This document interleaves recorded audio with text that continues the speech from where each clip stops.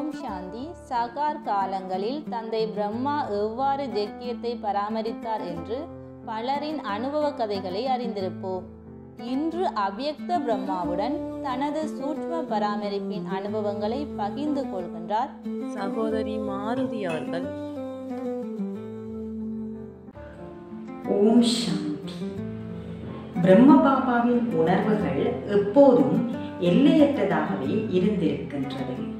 ஆரம்ப காலத்தில் சிறு குழந்தைகளை பாபா அன்புடன் வா குழந்தாய் என தனது மடியில் அமர்த்தி திருஷ்டி கொடுப்பது வழக்கம். அப்போது அந்த குழந்தைகள் காந்தத்தால் ஈர்க்கப்பட்ட ஊசி போன்ற அனுபவங்களை பெற்றிருக்கின்றார்கள். அடுத்து பிரம்ம பாபா தானும் போதையுடையவராக இருந்து ஏனையவர்களையும் போதையுடையவராக ஆக்கியிருக்கின்றார்.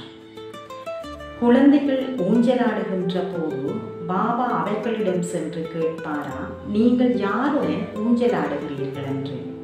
அதற்கு குழந்தைகள் நாங்கள் தான் ஆடுகின்றோம் என்று பதிலளிப்பார்களாம்.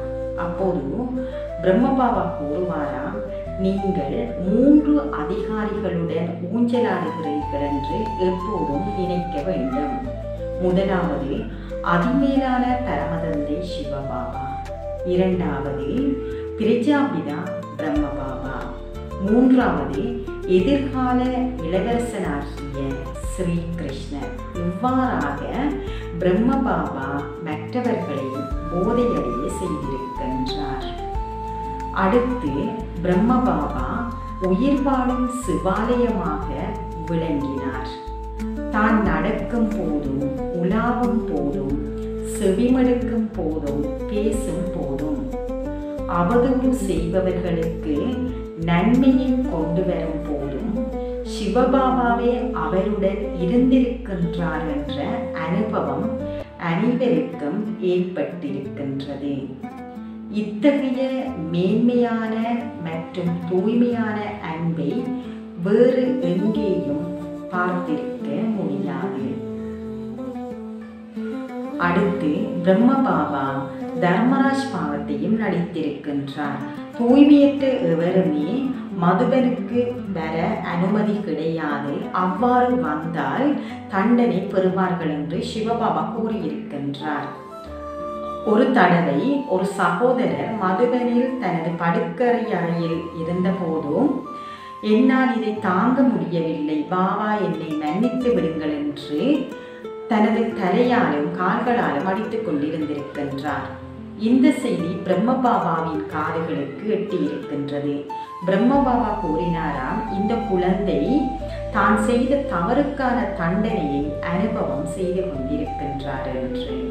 பின்னர் பிரம்ம பாபா அவரை சந்தித்து அவர் மீது தண்ணீரை தெளித்திருக்கின்றார். அதன் பிறகு ஒரு டம்ளர் தண்ணீரையும் குடிக்கச் சொன்னாராம்.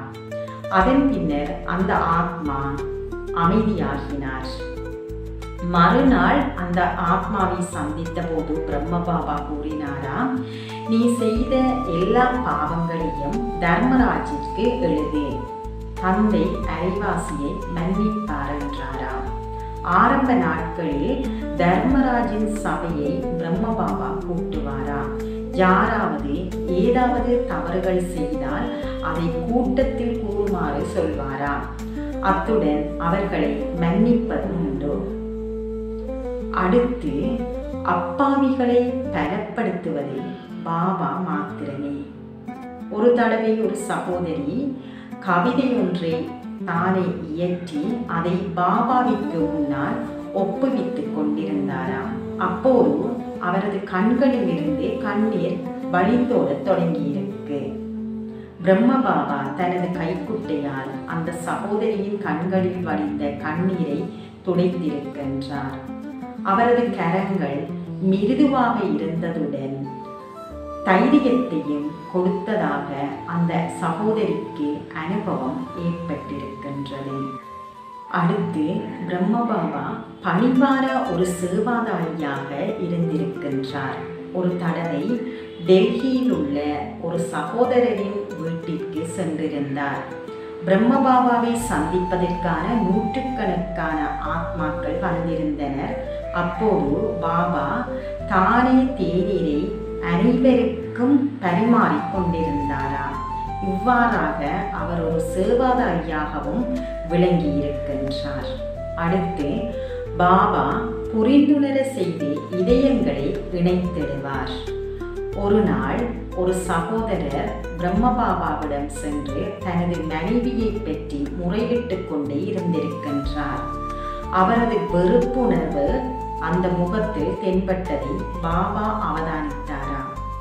பாபா உடனே, உன் மனைவியிடம் எந்த நல்ல குணங்களும் இல்லையா என்று கேட்டிருக்கின்றார்.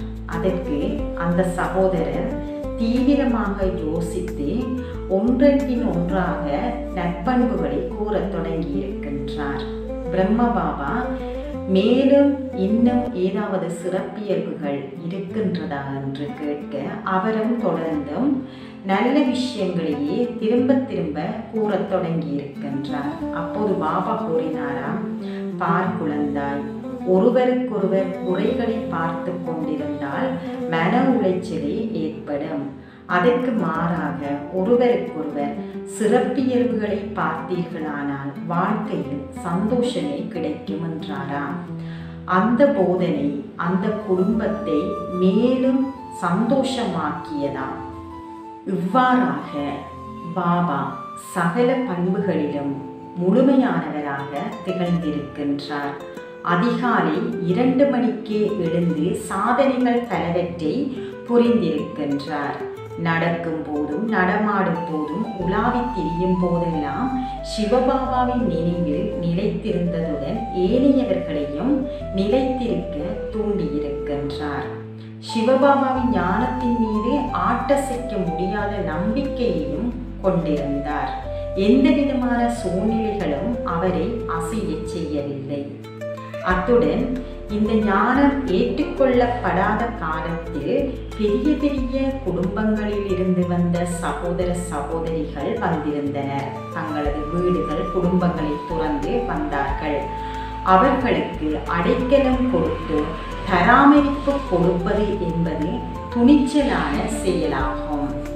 இவ்வாறாக பிரம்மபாபாவின் பாத சுவடுகளை நாமும் பின்பற்றி அவரை போல் வாழ்வோம். ஓம் சாந்தி.